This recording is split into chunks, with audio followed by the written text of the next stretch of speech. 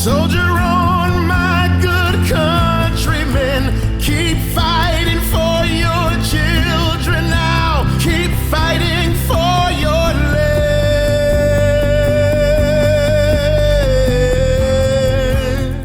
Hey guys, I hope you're well. I am super busy, but there's a topic on my mind, and it's, are orgasms ruining your life?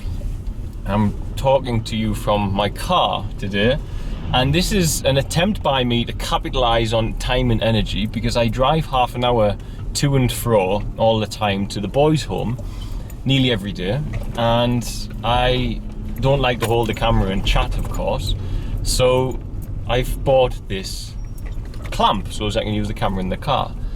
I'm trying to make best use of what I've got energy-wise and time-wise. Now, what I will say is that reflects in what I'm about to make a video on, because I'm about to say, are orgasms ruining your life?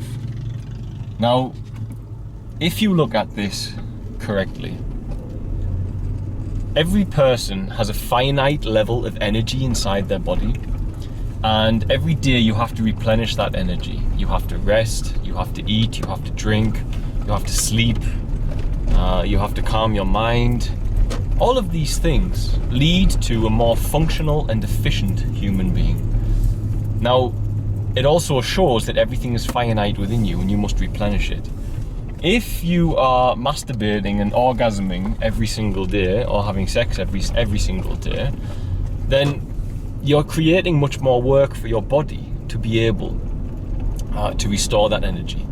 Now, there's a concept, of course, in the Hindu faith of the Kundalini energy, and many people who are ignorant think that this is about sex magic, but they have just not read books, and opinions that are not founded on anything but Google searches and YouTube videos without referencing what the actual literature says on these topics, they're not worth anything. So they're wrong. Kundalini is not sex magic, it's electromagnetic energy which is present inside the human body. Every person's body has electromagnetic energy. Now, we don't have a generator in us, but what we do have is chemicals. Just as a battery needs the correct alchemical balance to generate electricity, so too the human body cellularly needs enough to be able to generate its electromagnetic energy. Now, you have the other side of the energy as well, which is the nutritional and the conversion of all nutrition into ATP to fuel the cells of your body. Now, the thing that I've getting so frustrated at over the years is this rejection of the idea of Kundalini, because all it means is that energy which is finite, that electromagnetic energy within you, which is finite, there's a limit to it. Every day you must replenish it, restore it. Of course, the less you have to restore it, the more energy you have to use. Where's the best place for a human to have their energy? It's in the best tool that the human being has, which is inside their brain. That is the most powerful tool a human has. If you're always spending your electromagnetic energy and your nutritional energy by ejaculating and having orgasms every single day because you're addicted and you haven't mastered the art of disciplining your flesh, which is not a discipline of someone standing with a stick telling you to do boring stuff. It's the art of being a productive and centered human being. If you haven't done that, then of course less energy can go to your brain. It's as simple as that. And Kundalini is basically about the preservation of that energy so as you can use it better in your brain. All over the planet at the moment, there's a no-fap, nomad, monk mode movement. Lots of young men not masturbating, and they're all learning this, that when they don't, they become more efficient. They become better men. They can build what they want to build. They can achieve what they want to achieve. I undoubtedly say that Share Tanzania was built because, in part, I learned how to master that side of my energy. And when I learned how to master that side of my energy, I started to become more productive. My flesh was no longer the impulsive thing making me do this, that, and the other. I was no longer chasing girls, etc. And I got to the point where I'd experienced what I wanted and needed to sexually. I felt, and I said, it's time for me to stop this. I need to know the other side of it. Why is that present in these scriptures? And I went celibate. And I definitely say that part of the reason that I've managed to do what I've done was that I went celibate for a while and got control of that. And that's what these young men are doing in NoFap. They're resetting themselves, resetting their lower mind, which is fallible and, well, fallible in every nature, but very fallible and open to mistakes. And just having some moral discipline over yourself in the artistic sense, not in the sense of doing something you don't want to be doing. Everybody wants to live a better life, everyone wants to achieve and succeed in life. So I don't think anyone would say for the rest of my life what I hope to achieve is to lock myself in a room and masturbate every day. I just don't think it's the case. They'd rather say, I want to see this, I want to do that, I want to build this, I want to help people with this, whatever it might be. So Kundalini is the transfer of that energy. It's the electromagnetic energy which is constantly coursing throughout your body, which is represented as the 7 chakras or the 7 endocrine glands within your body, being the alchemical centers of this electromagnetic energy. It's a very straightforward scientific thing for people who bother to shut up their minds, shut up their opinions, and actually read it, instead of just listening to other people's blurting spiel about it that they don't understand. When you transmute that energy, when you allow to store enough of that energy within you, of course you've got more spare to use on your brain. Likewise, if you want to do a load of work and you've got a big job coming up, you might want to rest extra a few days to be able to achieve it, like I do. It's no different. If you want to smash life, as most people who indulge in NoFap have begun to do so, then you need the energy to do it. You don't want to be constantly wasting and using your energy all of the time in something which is non-productive. Now, if you want to masturbate every day, then go for it. That's fine, not my business. But if you feel like you're hooked on it and you can't change it, and you feel like you want to change it because you're ready to do more with your life, then you have to start becoming a person who can master the art of disciplining your own body. Otherwise, you'll never be anything in life, ever. It's as simple as that. You'll just be someone who is always needing to seek other things to make them happy. When you learn to not overindulge in these things, you do get more mental stability, you do get more happiness, your serotonin levels increase, you just become more efficient and more happy. Now, it doesn't mean that I'm saying sex is bad. I am nearly 34, my wife is 10 years younger than me, she's very beautiful to me, I have a son with her, of course we express our love intimately. But what I will say is that Fritzi and I have a respectful rule with one another. And she and I, when we were trying for Aslan, my mental clarity dipped right off and I struggled a lot. And it was purely because I was exerting myself sexually more than I normally would. Now, it might have had some part in it that I've got the Lyme and stuff affects me in a way, but I guarantee that any person who manages to find some discipline over themselves sexually will find more productivity in other areas of their life. And what I think is the key component that people are missing, you know, we have a very unconscious position with regards to ourselves and aging in the Western society. It started raining, if you can hear that, that's what it is. In the West, we don't realize, yes, when we are young men, they say boys will be boys and boys will masturbate and look at porn. It's not the case. Boys will be boys and look at porn. It's not natural, it's not normal, it's not healthy. It's not healthy for the person watching it, it's not healthy for the people involved. It's just a disgusting thing, to be honest with you. I mean, let's be very straightforward, it's a disgusting thing. So, when you're young, in my experience, you can masturbate a lot, you can do what you want, and you can recover faster because your body's young. You can recover your life force, as the Far East call it chi, modern science, electromagnetic energy of the body. You can recover it, and it's just a fact that if you don't masturbate, you get more energy, and that's why. And when you're young, you can get away with it a bit better. You know, if you're 15, 16, your body's fresh, and you can overcome it a bit easier, you can recover faster. But these men on the planet, they are addicted from a young age, and they don't compute that as they get older, they have less ability to restore that energy expenditure when it comes to sex. They have less, it's a fact. And thus the amount of orgasms that they have in a month should reflect that. If you're masturbating every day and you're in your 30s, first of all, there's something wrong. You haven't really gotten to where you need to be in life, clearly, unless you've made the decision that's what you want to do with your life, which is cool, but I really don't think anyone wants to do that with their life. I don't think that's what people want. They don't want to have this dirty secret, you know, as they sit with their family at the dinner table. They don't want to say, oh, they don't want to have to hide the fact, earlier I was watching filthy porn on the internet to get my jollies off. I mean, it's disgusting. And if you wouldn't discuss it with your children or your granny, then something in you can tell you that there's definitely, without any shadow of a doubt, something in you that's guiding you and telling you that this is not necessarily the best course of action.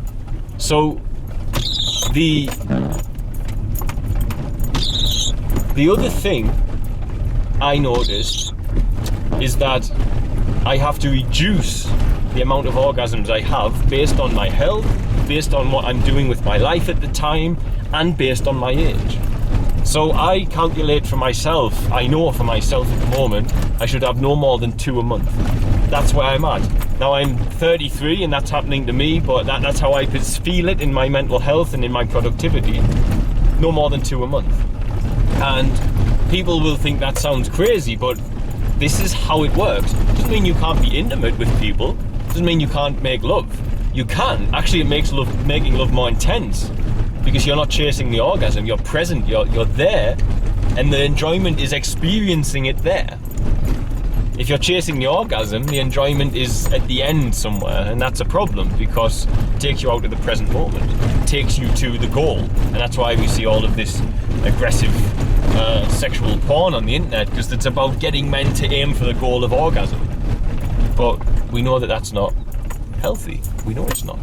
So you can have sex, you can make love to your partner, and you can do it with more intensity if you refrain from the orgasm. But we all like an orgasm, and we might want to try for a baby. But myself, maybe it's because I have Lyme, it's down to 2 a month for me at the moment. But for other men I've spoken to who are healthy, they're the same, actually. So I don't think Lyme's really playing a big impact in it. But men who are conscious and understand these things that I've spoken to, they too feel that if they do any more than 2, sometimes 3 a month, they feel much less energy and productivity in themselves. So the question then is, you should ask yourself, is how many a month are you having?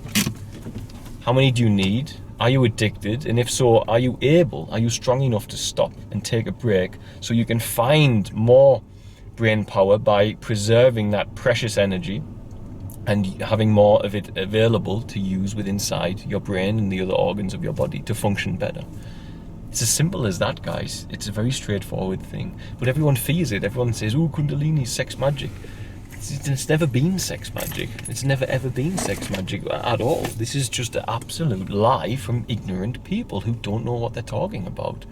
And that's why these people need to go away and learn something and realize that sharing opinions with conviction on the planet when you don't know what you're talking about is a very damaging thing for the species, because you're just sharing an illusory opinion.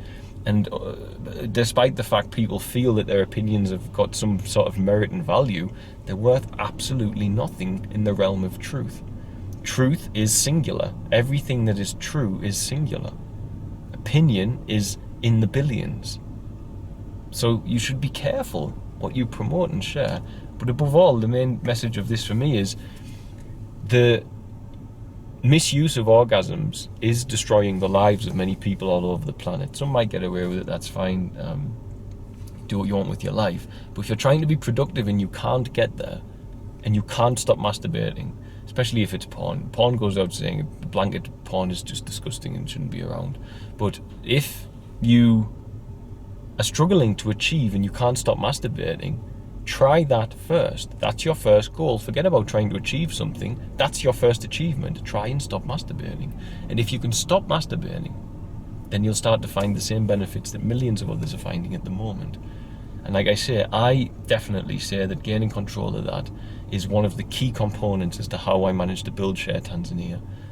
I've worked hard for this, very hard. I have worked countless hours every day to make sure these children are safe, to open the centre, which I'm parked next to here for these boys. Yesterday, I was out from 5:30 in the morning until 10 at night, helping the Maasai, helping the boys, showing guests around who were coming to help us. My health's returning. I'm quite strong at the moment, so that didn't affect me too much. But I could not be doing that if I was using orgasms every single day. I know I couldn't. I would lose interest, I would lose focus. It's just a simple fact of how it works within outside our human machine. So try it. What have you got to lose? The art of discipline. And if you feel you're going to lose the stimulus of your physical body, then that's fine. But I'm less hedonistic in my approach to the way the world is than that. You know, I'm not. For me, like I say, opinions are irrelevant. Like if people want to challenge my beliefs and my opinions, I'll say, hey, I'll never argue that, because what's the point? Where's that productive for the planet? There's no productivity in trying to convince one person what you believe or another person what they believe. There's just zero productivity in it. The whole benefit to me is building a better world here, because hell on earth is happening for many people. And anything that gets in the way of that is basically, for me, a huge problem. Masturbation would be one of them. Alcohol and drugs, etc., seems to be one of them as far as I'm seeing. People who have a very selfish, myopic outlook on the world, where they just want to create trouble and egoically attack others based on the other person's belief system. This disgusts me. It's horrible, it's non-productive, but it's an opinion. So it's just an ego going on overdrive.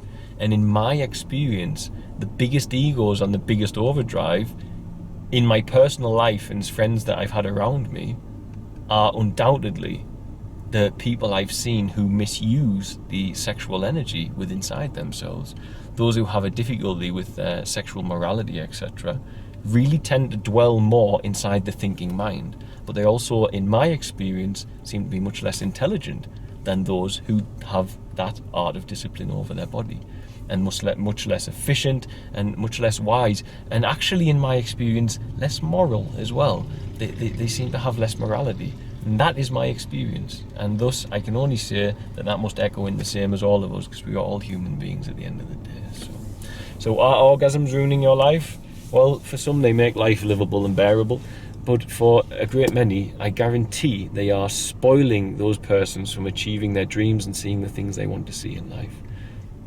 I know that I'm much happier living in Tanzania, where I sit in amongst wild animals and I help these children, and I'm loved by so many. And yesterday I was sworn in as a member of the Maasai tribe, which only a handful of Europeans have ever had in their life. That, for me, is immeasurably more valuable than having daily sex could ever possibly be, because it leaves a permanent mark in my heart and on the planet in what I achieved here, rather than just being another one of those cyborg humans who are all locked in their bedroom at night, just having their energy extracted by the elitists who create this system of pornography, etc., to do exactly that, to keep people dumbed down, keep them zombie-like, and to extract from them what they need to extract from them. And by that, as we know, the only way to be powerful on this planet is to have people underneath you. And if you're masturbating, then you're a predictable animal of the forest, and you're never going to be anything but ruled over, and that's just how it works. And if you can't get your head around there, why is pornography free on the internet if it's a profit business? Think about how much free pornography there is and work that out. It's not a big business, profitable wise. There's another reason for it this day and age. Right, give it a try. It worked for me, and it works for others. God bless, guys. Bye. I needed to see you. Another day, I needed to see you. Another day, another